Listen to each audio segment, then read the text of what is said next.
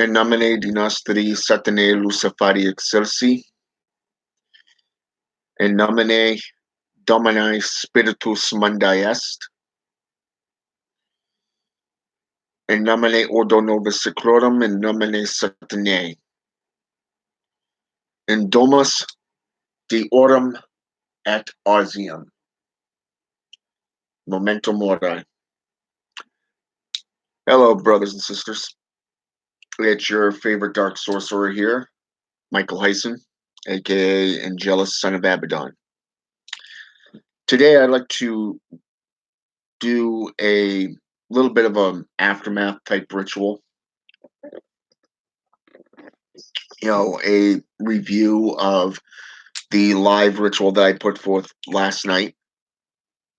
That wasn't the full ritual, it was only a partial of what I actually did last night.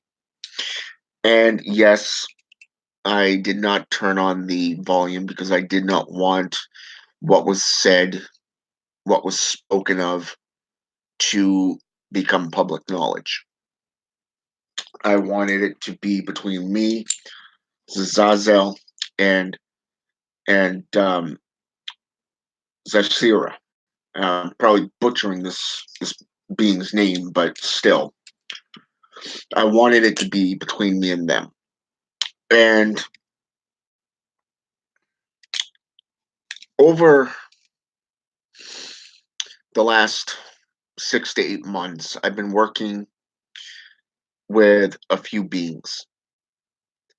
I've been dealing, kind of working with them, summoning them, evoking them, conjuring them, bringing them forth, opening up myself and my temple fully every night.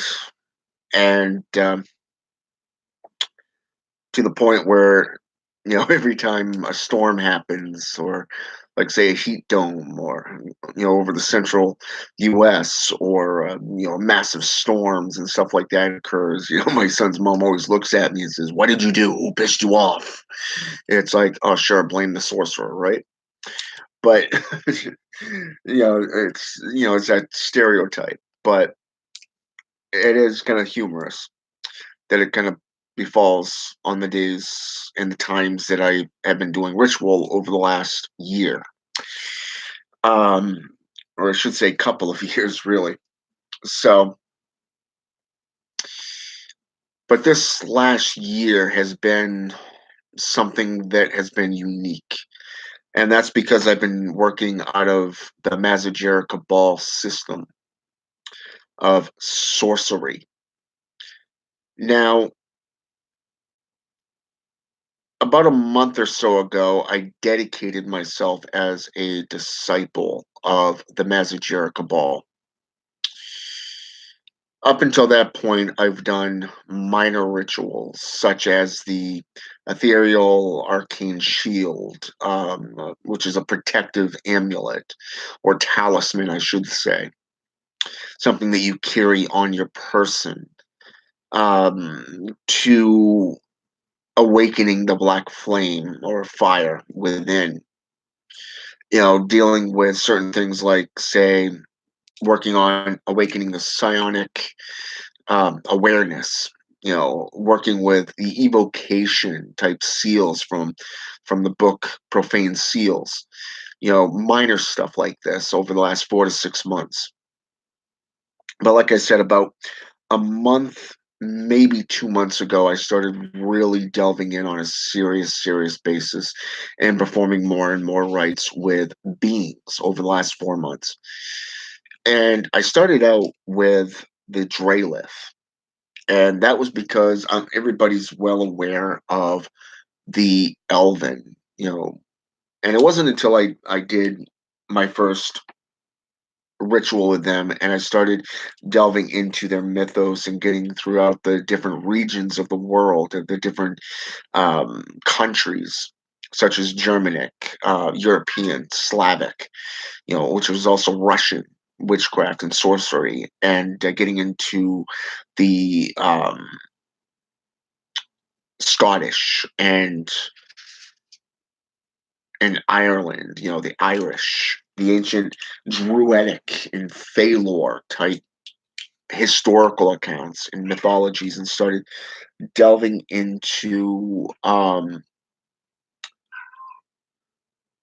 getting into the actual practices of calling them forth. So I went from them to the Witches of the Depths. For some reason, that sigil fascinated the hell out of me. That seal. It was just something about it that caught my eye. So I started activating it. I started utilizing the seal of evocation, started using the psionic awareness um, empowerment seal. I started working with, I drew the discipleship, seal, and anointed it and charged it, utilizing blood sorcery. And from there, I started working with the Sith, better known today as the Sidi, okay, from Scottish and Irish. You know, started get delving into the different aspects of necromancy and really dedicating myself back into necromantic rites and practices. And over the last few days, I've really felt annoyed. I really felt, how should I say this, irritated. And I couldn't figure out why. I just couldn't get it out of it. I couldn't escape it. And I find it ironic that I've been seeking out knowledge. I've been really seeking out that path working aspects on a dedicated, serious um, base work. And I've been working a lot with the Draconic lately as well, which is the Black Dragon. And I really found it interesting that out of the blue, I realized I had the four cardinal directions, the four base elements, five if you count myself, as the practitioner.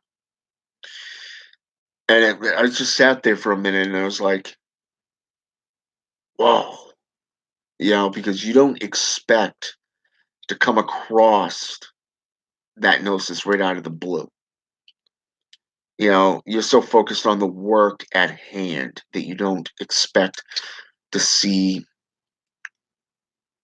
these four planar beings making up the four cardinal directions: north, east, south, and west. Earth, air, fire, and water, if you wish. And so and plus it helps that last night was the last couple of days was the full moon, the last full moon of the decade, because we're now getting ready to go into later this at the end of this month, going into 2020, which means this is the last full moon of the decade, or was the last full moon of the decade, I should say. So that really empowered the rituals and the magic in itself. And so I ended up doing the grand skill of Zazazel last night, and I called forth him and the Witch of the Depths out of the profane seals, and it was really an interesting ritual because of the fact that normally when you're in your altar room, you're in a sanctum, you get maybe one, maybe two candles that go nuts while the others stay perfectly still. You may watch the incense suddenly just gravitate towards the very center. It may even go as far as going towards the Baphomet statue. So I mean, you may even hear the chatter of words behind you, or all of a sudden a cold spot, a hot spot within your inner sanctum. But this particular night, it was different. When I started when I lit the incense and I lit the candles, it was like a calm just washed over me.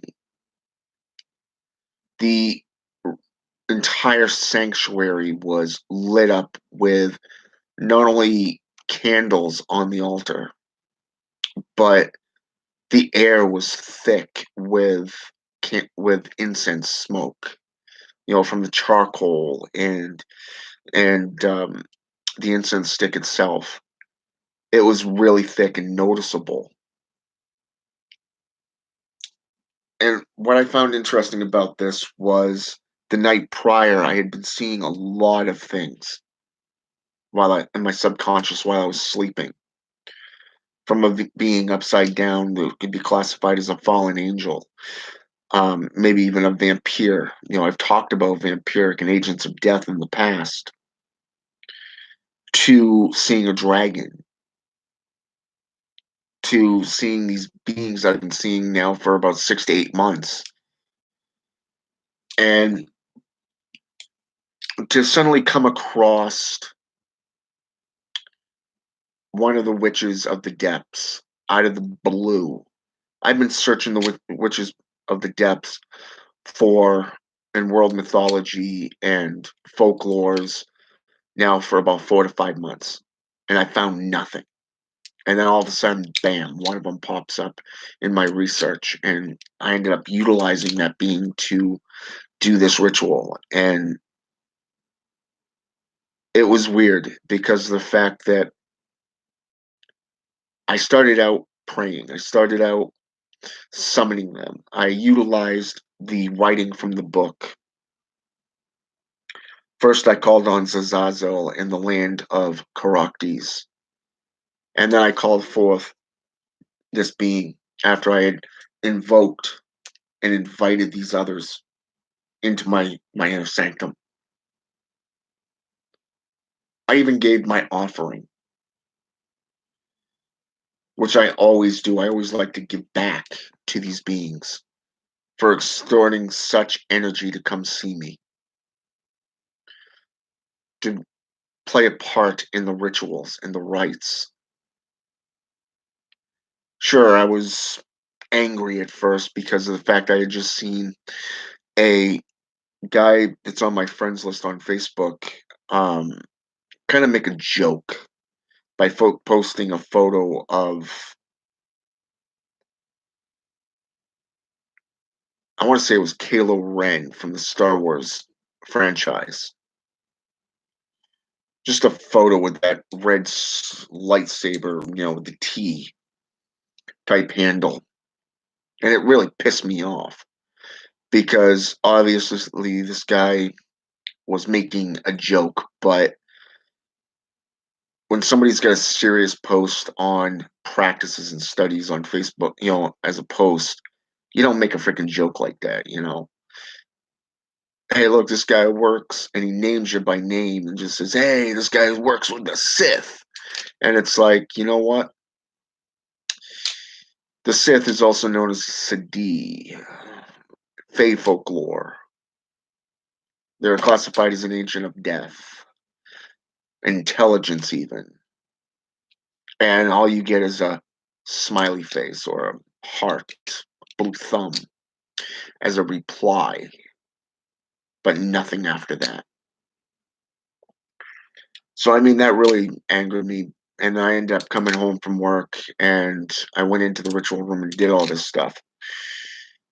And it was interesting because of the fact as I was going on and on, just praying and putting forth my petition, letting them know this is what I'm seeking as an adept of the Mazajera Cabal, as a necromancer, as a sorcerer. This is my goal. This is my, you know, what I'm seeking to do. And I'm asking for your help in this. Share with me your knowledge. And if you can't do this, then send forth this being, type thing. Kind of like what you would do with one of the Goetic demons. Like, say, if you're calling on Astaroth, you know, if Astaroth is unwilling or can't do it, then send unto us, your minister spirits, maybe one of your teachers, your guides. So I mean, you really have to separate the two and kind of say, give them alternatives. So while I was doing this, I started noticing things. Number one, it was this calm, reflective persona that just befell me. There was no nervousness, there was no fear, there was no nothing, there was no anger, no emotion. It was just ritual, just getting into it.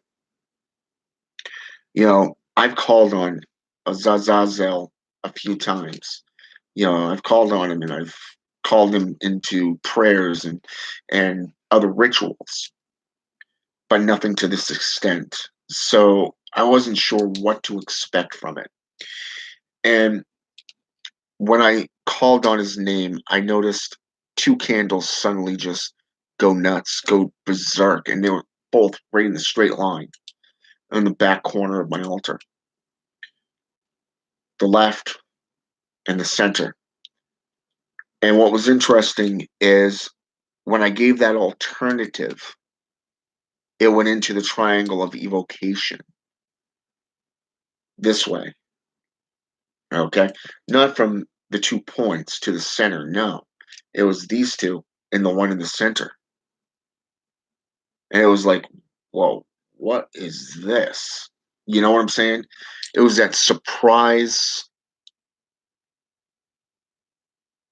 triangle of evocation. But I felt like I had made that connection. It was like there was something there. The entire, um, energy of the altar room just shifted, so I knew something was there. I could feel it. I didn't see or hear anything. Not in the incense smoke, not in the candle flames, just these 3 candle flames just went nuts. The rest of them were as still as that fan on the wall behind me, okay? Literally, they were just that still. The altar room was warm, but not too warm, not like it normally would be when I'm working with the demons, the demons, the fallen angels, those are the goetic. This was more like room temperature. It was almost comfortable to be in, you know, where you're not sweating your balls off or have to work so hard. But I ended up putting my petition forth, and I went into it a couple of times, just trying to figure out my words and how to do it and how I wanted it to go down. And I think they understood because all of a sudden it was just like, you know what? Enough. We get it. We know what you're looking for. So I left it at that. I had my cell phone going, you know, on this on the cell phone jack behind me. So I had that going, doing a little bit of a ritual for Facebook. A lot of people posted and commented, but this was an interesting sensation. It was an interesting ritual because it was like they were there, but yet not there. They answered without actually speaking. It was like they used my own intuition against me and just said, "Hey, we get it." So I've been basically calm and reflective all day long, even at work. I mean, work today was hectic. You know, for the first 2 to 3 hours of the shift, it was just nuts. These huge groups just came in, and it was like almost overpowering. I had the store manager and the ASM out there with me from time to time, doing drinks and stuff like that. But there was no anger, there was no rage, no frustration. It was, I was completely at peace, relaxed even. There was no anxiousness, no nothing. It was just do it, you know? So I mean, and then there was just stragglers and stuff like that at the end. So I mean, during this ritual, just thinking about it all day and going over it, every aspect of it from start to finish throughout the day. You know, I kind of lacked the energy today, yesterday and today, but today was just one of those days where it was just reflective, peaceful even. Maybe it was because this needed to be done. I don't know. Perhaps it was because it was the full moon. It was, the last full moon of the decade. Perhaps it was meant to be done. I don't know. What I do know is that there was definitely a connection that was made that last night during that ritual. It was definitely accepted. Looking around at everything going on in my life today, not only things from education,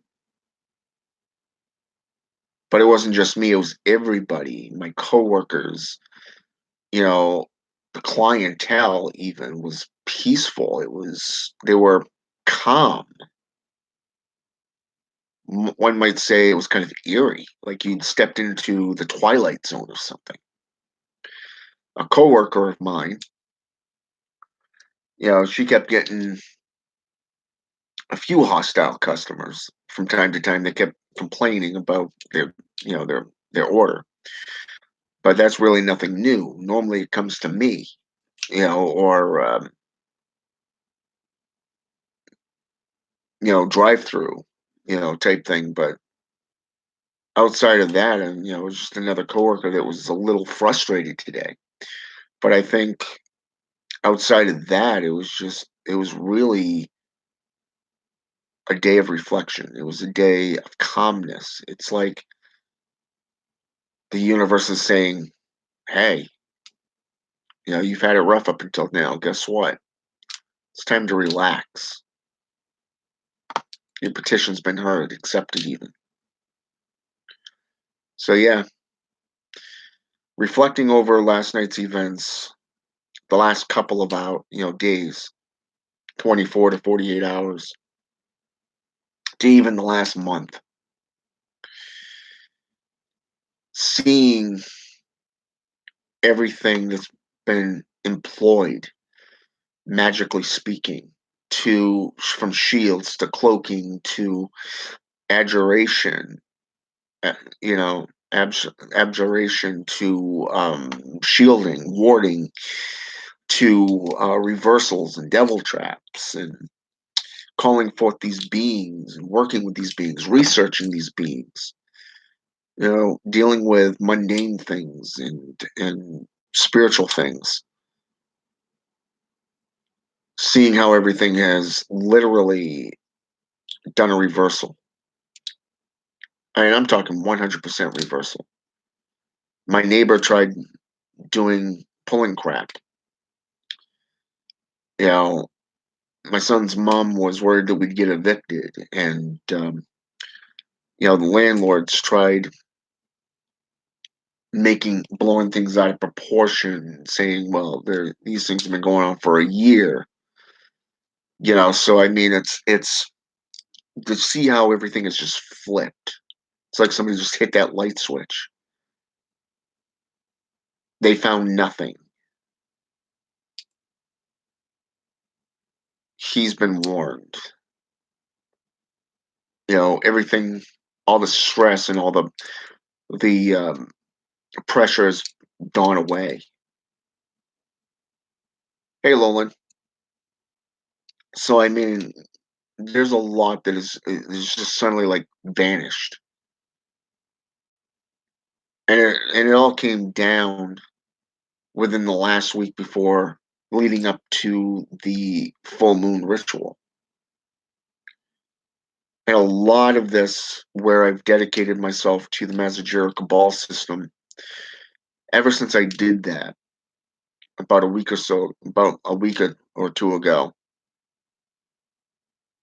it's like everything just shifted and turned. It's like everybody, all these people are just tucking tail and running. It's like you're now a force that they don't want to fuck with. But at the same time, it's kind of humbling to know that what you put up and all the work you've been putting in has been noted, recognized even. And then to do a ritual like that last night and seeing how it unfolded and that shift in the atmosphere and the way the incense and the candles just became magnetic, the way everything just connects. There's no denying it. There isn't.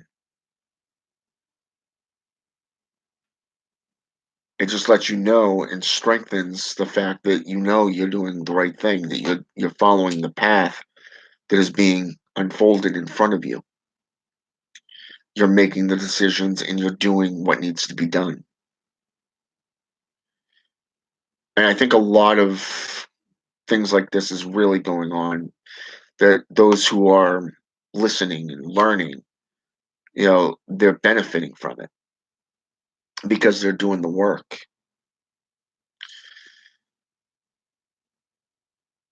But then you got those few troublemakers, those few individuals trying to cause witch wars and drama in people's lives. And it's like, why are you not stressing? And it's like, you see what's on my walls? Do you see what I carry around with me?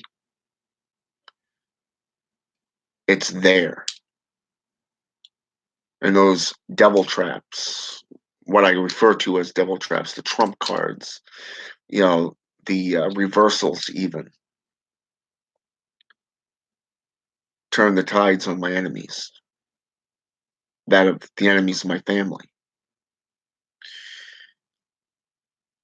And I think that plays a huge part in it because of the fact that today alone, I've been warned about somebody that's been following me. I know this individual's been going after another friend of mine. I know that he's gone after a few people and he's pissed off a lot of individuals in these heavy hitters. And I think he's really backed himself into a corner. But people are warning me that he's going to attack me. And it's like, he'd be foolish to. With all this warnings and seals that I have up on myself, my person, the knowledge, the level of hell I can bring to somebody's world, not only psychologically, but spiritually, magically, even. Be an idiot to do that. You know how many people have tried and failed miserably? One decided it would be better to be my friend than my enemy. And he literally came back groveling, begging for mercy. And that was just psychological warfare.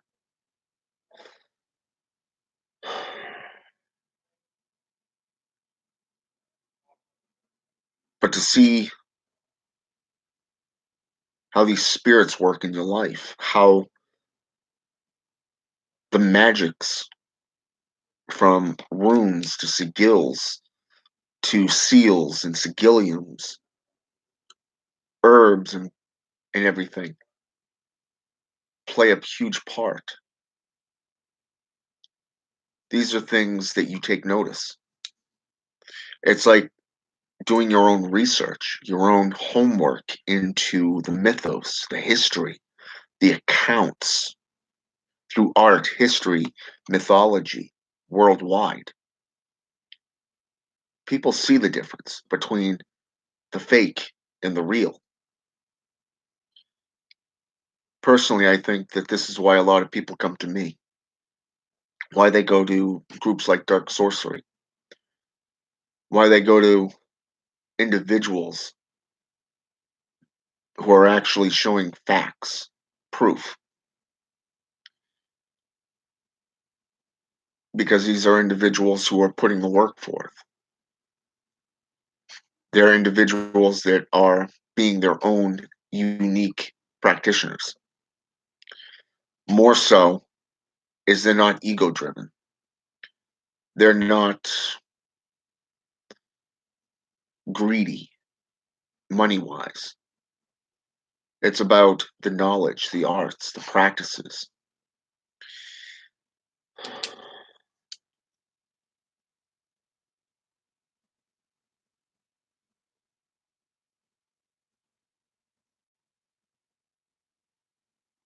That's true, Lolan. It really is. I think that being humble is something that's beneficial. You know, people who attack me, I tend to destroy them. A lot of the time when they attack, I just sit back and do nothing. I let the world see them for who they are. But when somebody makes it personal, I flat out destroy them by any means necessary.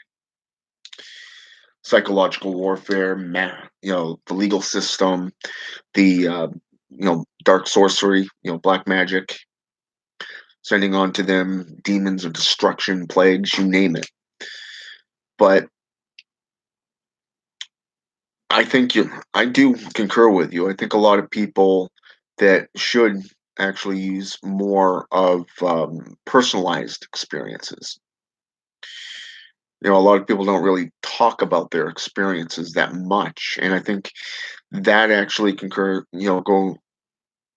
goes along with the witch's creed. They take it to heart so much that they forget that if they don't share their work with those who are worthy, then guess what? If they die, so does their work. Has history not taught these people anything? You know what I'm saying? I mean, look at history for an example.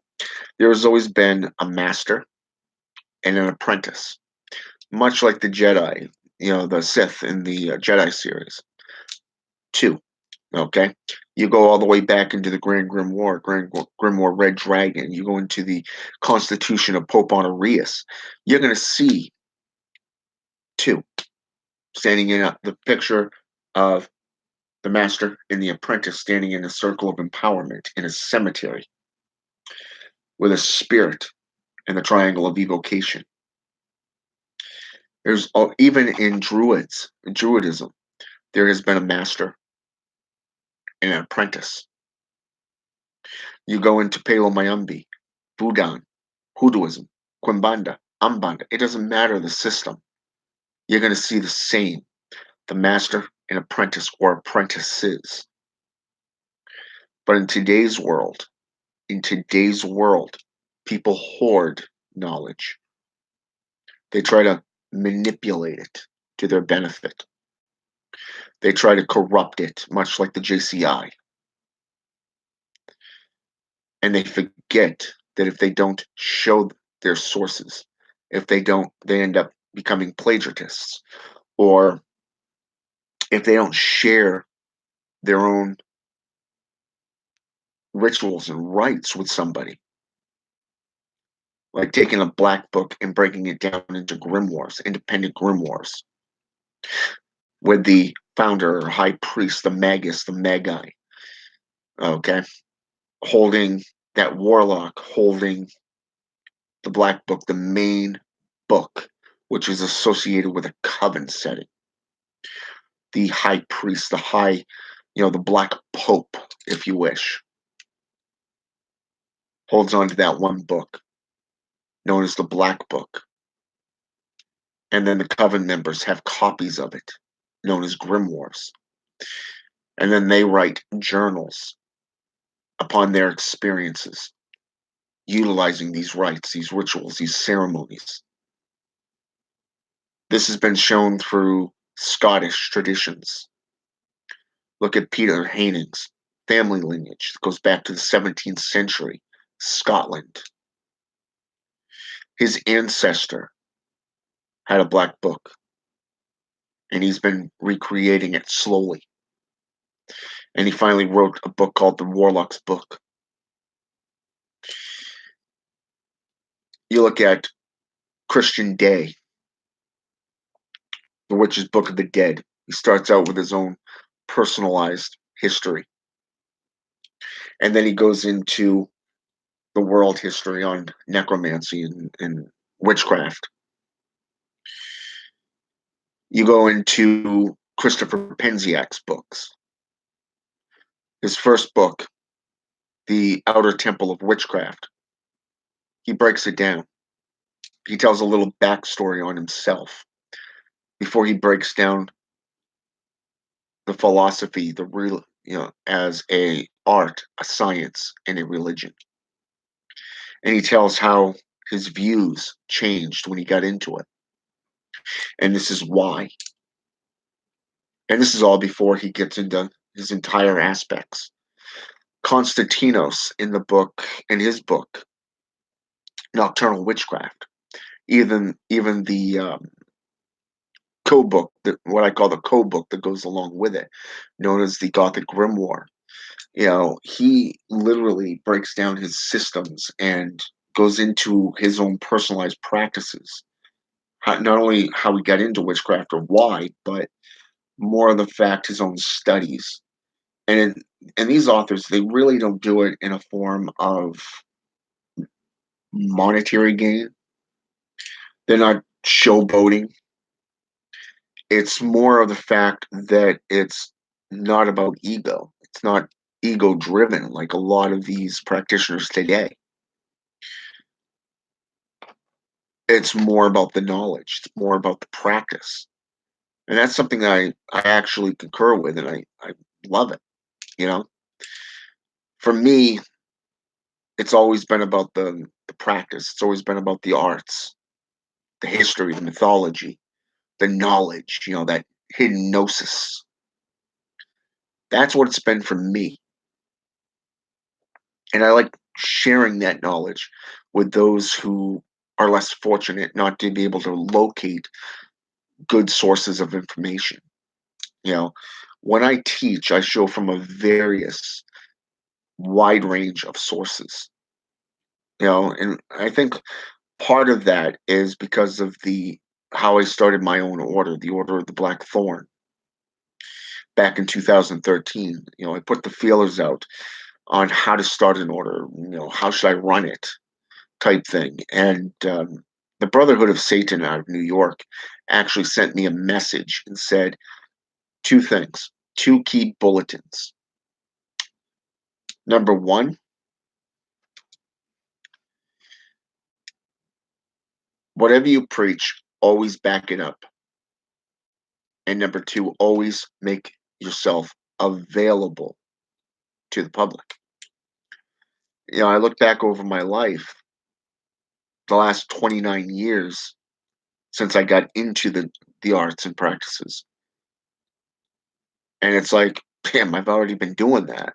Now it's just a matter of applying it to my ministry and to the order. Because the one thing I've noticed is that if we go into, like, say, E.A. Koetting, for an example, I've noticed he's gotten so much flack over the years. Okay, especially the last few years, and nobody, he doesn't respond to them. He doesn't respond to a lot of people. On one aspect, I kind of see his theory about not wanting to get into a debate. Why stir up the pot? You know what I'm saying? Let them defeat themselves. You know what I'm saying? But on the other hand, you're the head of a major occult organization. How to become a living God. It is your responsibility to answer the questions of your followers. your apprentices. It is your responsibility when called out by the public to answer to them. How many times have I been called out over the years, and I've always answered the call? When somebody's attacked me, I've gone through the satanic viewpoints. When punched in the left, smash him in the right. Don't stop until your enemy has no room to fight, no ability to fight. That was my motto for many, many years. And when I finally became a minister, and you'll get a kick out of this one, I was sitting in a trailer owned by an apostolic minister. He was recently appointed the head of a church. And this is before I started training as a minister. And it was funny because of the fact that he was asking people, where do you see yourselves? What would you like to do with your life? When he got to me, I really had to answer. I didn't know. I've got all this experience behind me, from jobs to occult philosophies, practices, even Islamic to Jewish to Christian, the JCI aspects. But I never really thought about what I wanted to do. And he says, have you ever thought about becoming a minister? And I looked down and I said, why would you say that? And he told me, he says, you got a good head on your shoulders. You give excellent advice. And you're not afraid to do your homework and get your hands dirty. He said, you'd make a perfect minister. Now, I'm pretty sure he wanted me as an apostolic minister, but guess what? That ain't going to happen.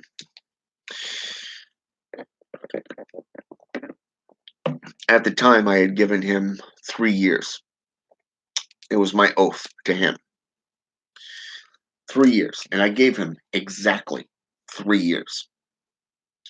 I lived by his rules, his word, for 3 years. And I learned a lot. And I came out of it a minister. Up until that point, I've always been a follower. I've always done what I always do behind closed doors. But once I became a minister, I understood clearly that it's my responsibility as an ordained minister to answer to the public, to whatever I tell people or reply to people. If they use it in a manner that is unbecoming, I'm the one that's held to blame because I gave that information. And I think a lot of people don't want to do that, which is why they become followers, sheephood. They don't want to step into that.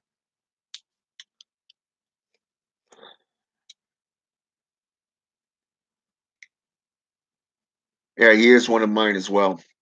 He's right up there with Alistair Notch and Vocalocus aureax magus.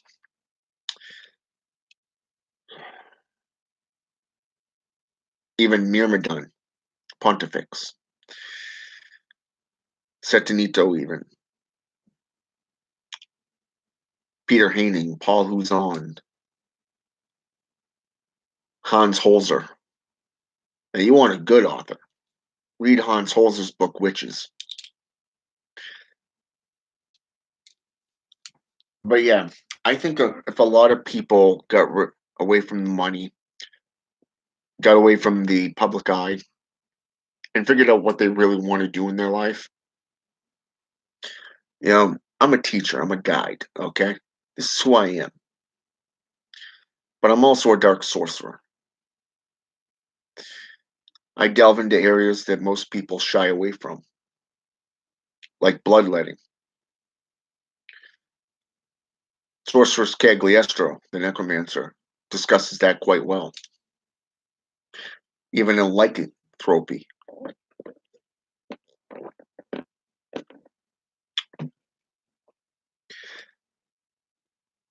But here's the thing. I think you're right, Lolan. I really do. I would like to actually see more people discuss their personalized nature within witchcraft, sorcery. Doesn't matter the tradition. Speak up and kind of share their rituals and their experiences. I think it would be good for the world because number one, there would probably be less division in the world, less adversities, and and you'd actually see the difference between the fakes and the real, hands down. There's a lot of bullshitters out there. There's a lot of people trying to twist things to their advantage, scam artists. But I do think that you're right. I would definitely as well like to see this happen.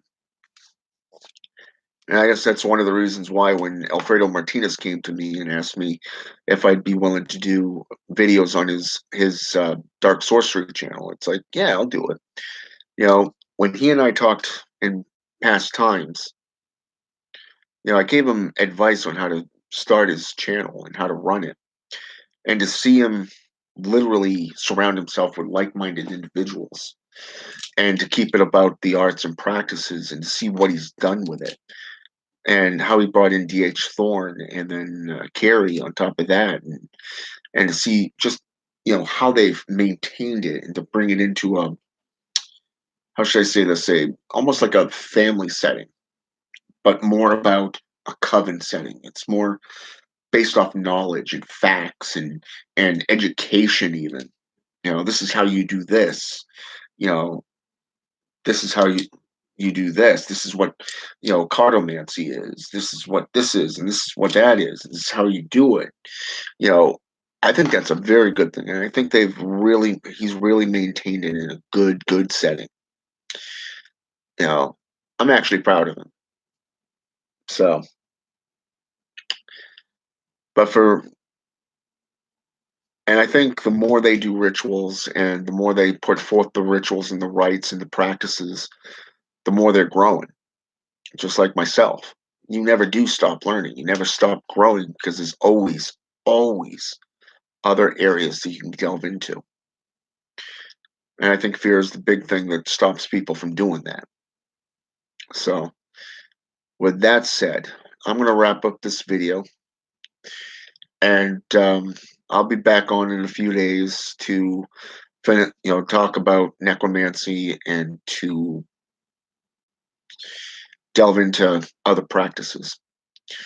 And I do have some more rituals that's coming um, to be put forth for my channel, not just Dark Sorcery channel. Okay, not just in the group, but also on the channel itself. All right. So I do have some rituals planned, and I do have material that I'm going to be discussing down the road here. Um, so,